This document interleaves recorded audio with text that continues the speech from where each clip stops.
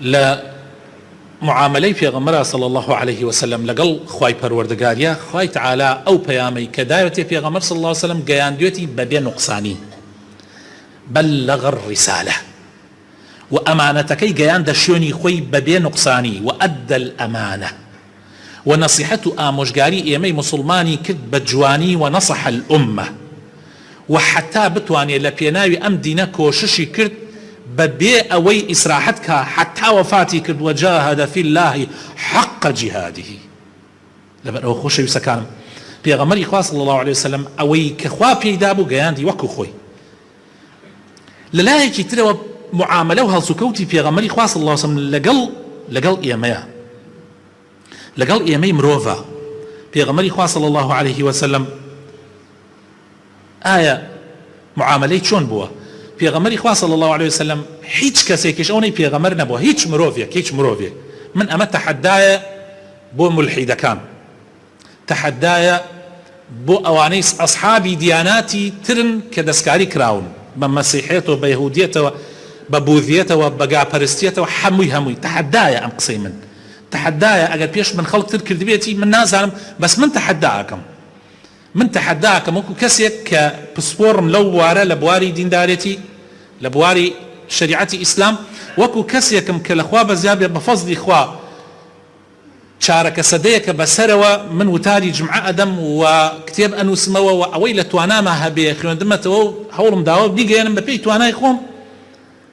من تەحەدا ئەەکەم ئەڵێم هیچ مرۆڤێک نییە لەسەر ڕووی زەویە ئەوەی لەبارەی ژیانیەوە باس کرابێ، یعنی هەر لە وردەوە تا گەورە ورد و درشتی ژیانی تۆمار کرابێ جگە لە محەممەد صلی الله عليه وسلم. نەک هەر لە زمانی قەدیما بەڵکو لە زمانی تازەشە، بەڵکو لە زمانی ئەنتەرنێتە، لە زمانی فەیسبووکە، لە زمانی ڕاگەیاندنی پێشکەوتووە. یەک ڕئیسێکم پێ بڵێن، یەک پیاوێکی گەورەم پێ بڵێن، یەک مەسئولێکم پێ بڵێن هەموو شتێکی ژیانی باس کرابێ، چۆن نەچێتە سەر ئاو، چۆن توالێتەکات، چۆن خۆی پاکەکاتۆ، چۆن نەچێتە لای خێزانەکانی، چۆن معاملە لەگەڵ خێزانەکانی ئەکا لە غورفەی خەوتنە، پاشان لە ناو ماڵە، پاشان لە دەرەوە، پاشان چۆن معاملە لەگەڵ مناڵە ئەکا، لەگەڵ گەورەیە ئەکا، لەگەڵ پیرە ئەکا، لەگەڵ پیرەژناکە. نییە شتی وا هەر نەبووە. ئەوانەی کە ئەمڕۆ تازە سەریان لە کون دەرکردو و دژایەتی پێغەمبەرەکەن صلی الله عليه وسلم والله خۆشەویستەکانم طبعا من متابعیان زۆر ئەکەم بە عەرەبەکانیانەوە بە کوردەکانیشانەوە، هەموو حەسادەتە و دەستە دروست کراون بۆ دژایەتیکردنی پێغەمبەری خوا صلی الله عليه وسلم و دژایەتیکردنی مسلمانان و ئەم دینە پاکە کە مسلمانان لەسەری. هەمووی حەسادەتە خۆشەویستەکانم، والله دوشمنان حەسادەتمان پێ بن. بۆیە پێغەمبەری خوا صلی الله عليه وسلم نەبووە وەکو ئەو معاملەی لەگەڵ خێزانیە، لەگەڵ ژنەکانیە، لە ناوماڵە معاملەی ناوماڵ. من زۆریم باس کرد لە وتارەکانی پێشووە. پرسیاران لە دایکە عایشە کرد، فەرموویان دایکی ئیمانداران تۆ لە هەموو کەس زیاتر لە پێغەمبەر نزیک بووی چونکە خێزانی بووی و بەردەوام لەگەڵ یا بوویتە. پێغەمبەری خوا صلی الله عليه وسلم ڕەوشتی چۆن بووە؟ ڕەوشتی فەرمووی قورئانتان خوێندوتەوە؟ وتیان بەڵێ. فەرمووی هەر قورئان بووە و تطبیقی کردووە. لایەنی قورئان با بڵێن ئەو قورئانێک کە هەیە لایەنی خوێندنەوە نەزەریەکەیەتی پێغەمبەری خوا صلی الله عليه وسلم لایەنی تطبیقیەکەی لایەنی عەمەلیەکەی بە جوانترین شێوە تطبیقی کردووە. قورئانێک بێنە زیندوو، قورئانێک بێنە بیکە بە بەشەرێک پێغەمبەرە صلی الله عليه وسلم و بەشەر.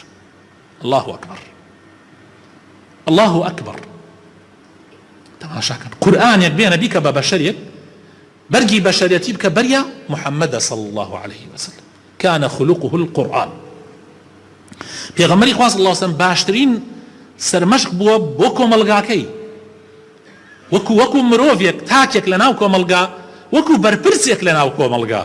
پێغەمبەری خوا صلی الله عليه وسلم بە دەمچاوێکی گرژ و درژ نەچۆتە دەمی خەڵکیەوە، بەڵکو بە پێکەنینەوە بە زەردەخەنەوە پێغەمبەری خوا صلی الله عليه وسلم بەرامبەر لەگەڵ مناڵێکە مناڵی معاملەی مناڵانەی کردو، لەگەڵ پیرێژنێکە، لەگەڵ پیرە پیاوێکە، يعني منالك تيريكي بدا سوية في غمري خاص الله عليه وسلم الرواية لقال يعني ياريكا وكو ياري لقال منالك دعاء وك تيركي أمري وبخنبارة أتشي لبارة دانشي وكو شون سرخ وشيل يبقى لتعزيك يا دانش تبي كسيك وكو في غمر صلى الله عليه وسلم أوهم أمانتي بسر شان وبوا منالك لبير نشوا مناڵێکی مسلمانی لەبیر نەچووە بۆ ئەوەی ئێمە فێر بکە ئێمە چەند بەرز بین چەند گەورە بین هەر مرۆڤێکین لە مرۆڤەکان و تێکەڵ بە کۆمەڵگای لە خۆشی و ناخۆشی مسلمانانە لەگەڵیانە بووە لە هەموو قەزایایەکە یەک قەزیە و کێشە نەبووە پێغەمبەر صلی الله علیه و سلم خۆی لێ شارد بێتەوە ئەمجا ئەمە نەک بەس تەنها بۆ ملەتێک ئەو لە ناوێ نەژیاوە کە عەرەبە بەڵکو بۆ هەموو ملەتەکان پێغەمبەری خوا صلی الله علیه و سلم ئەوانەی بە چواردەوریان فارسی تایە کوردی تایە تەسەوڕەکەن ئێمە سەحابەمان هەبوو کورد بۆ چۆتە خزمەتی پێغەمبەر صلی الله علیه و سلم و لە مەجلیسی پێغەمبەر چۆکی دادا و دین فێر بووە و گەڕاوەتەوە بە وڵاتی خۆمان و پاشان دینی گەیاندووە فارسی تیا بووە ڕۆمی تیا بووە حەبەشی تیا بووە ڕەشپێسی تیا بووە سپیپێسی تیا بووە ئەنواع و ئەشکال لە خزمەت پێغەمبەر بوون صلی الله علیه و سلم کەس هەستی نەکردو لە ویتریان کەمترە